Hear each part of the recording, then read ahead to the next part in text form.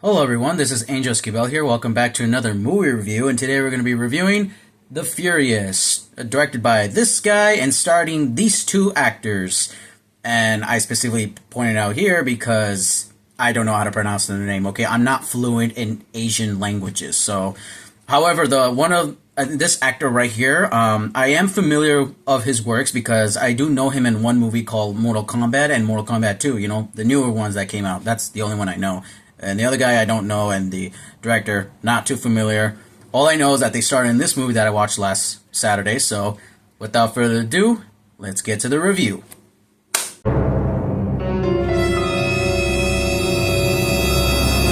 So the story takes place somewhere around Southeast Asia, I think, because that's where the text said in the movie.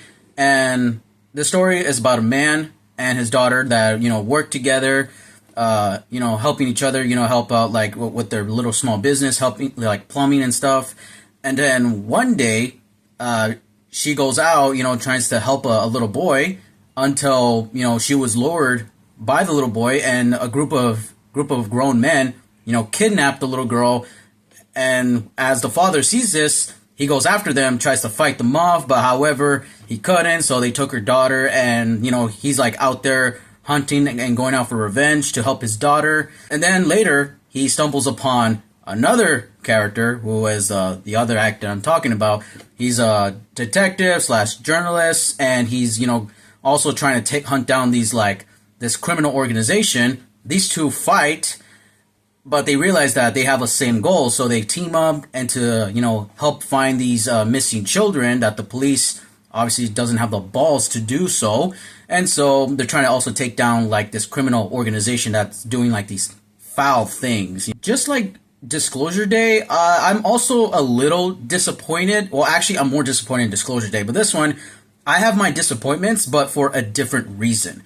And it's not because of the story, even though, yes, I will talk about my issues about the movie and some pros, but I'll bring that up later on, towards the end.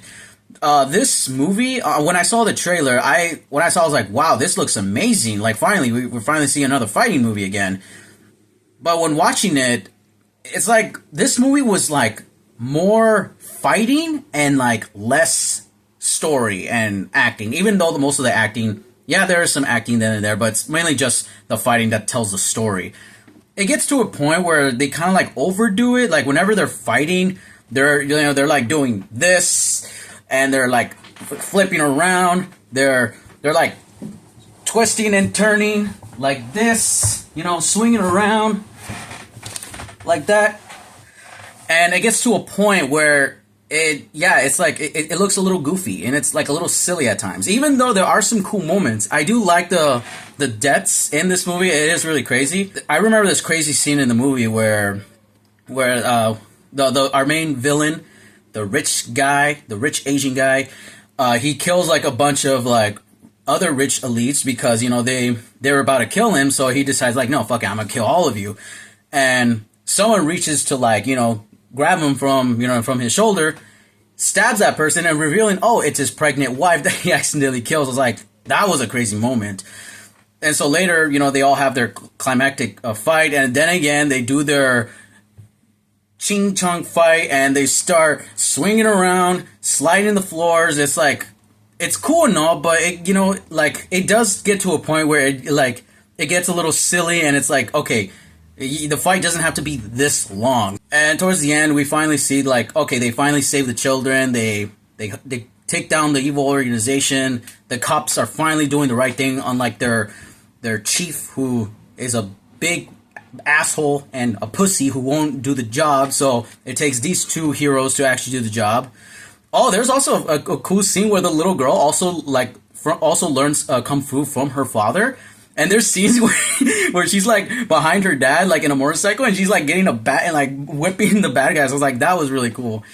But yeah, other than that, that's just the whole story. It's just more fighting and less story. But then again, it's any other old fighting movie where they're trying to hunt down these a rich elites and these gang members who are doing trafficking and stuff. It's at that point it's been overused. It's not really original anymore. and the fight scenes, although it's cool, but it gets to a point where it drags, and it kind of explains why nowadays people don't really make these type of movies anymore. Especially that new, and I'm surprised that they're making another Jason Statham movie with Jason Statham, you know. But for some reason, for him, it's like I can watch that because it's Jason Statham. Choreography, amazing, even though it gets to a point where like they overdo it. The story, it's obviously, I mean, it's not original. The performances from the actors, they done a well job. And yeah, that's it. And I do recommend it to watch, even though like it has its cool moments, and there's some moments where it's like, okay, all right, yeah, okay, let's cut to the next scene. You know, you guys you're fighting, but it's not really leading up to anything. You know. So for my final verdict for this movie, I give it a 6 out of 10. It's an okay fighting movie. Remember when I said that I was very disappointed, just like the movie Disclosure Day, but then again for a different reason? Well, it's because when watching The Furious, I remember this like elderly couple that was like sitting on my left. And it's obviously like we have to follow the rules, like, oh, keep your, like, please don't talk, don't text, shut off the brightness off your phone and stuff like that. Mainly this middle-aged woman wouldn't shut up. She wouldn't get off her damn phone. And every moment when something happens in this movie, she had to be like, woo! I was like, yo, lady, like, do you really have to clap? It's not it is not a big deal. It's not like an Avengers movie or like a Marvel or like anything, or like a Marvel or big event movie. Like, no, it's just a regular fighting movie.